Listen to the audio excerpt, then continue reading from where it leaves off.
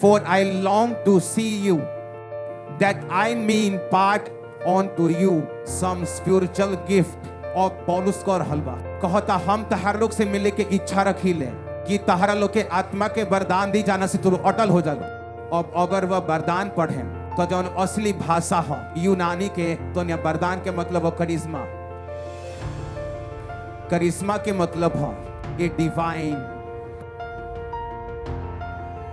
एगो ईश्वरीय faculty, मराइकुलस faculty, religious qualification, एगो गिफ्ट। करिश्मा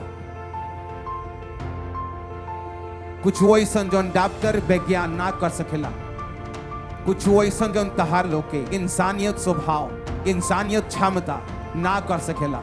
तहार लोग के पढ़ाई, तहार लोग के स्किल, तहार लोग के बुद्धि, तहार लोग के ताकत ना कर सकेला। कहता हमारी इच्छा बा कि हम आई और तोहर लोग को कुछ इम्पार्ट कर दी ताकि का हो जालो, तू लो अटल हो जालो। वो कहला हम तहार लोग के मराइकुलस फैकल्टी देम, कहे नहीं जानू जिंदगी प्रभु खड़ा कर दा हमरा के, हमार चर्च खड़ा कर दो, हमार जिंदगी एक बार खड़ा कर दी कि यो हिंगा खड़ा करे के बात करत दैट ई मे बी एस्टैब्लिश्ड कि तू लो अटल हो जालो। हम आई और तहार लोग के कुछ मराइकल फैकल्टी दे दी, तहारा लोग के आत्मा के वरदान दे दी ताकि तू लो अटल रह लो।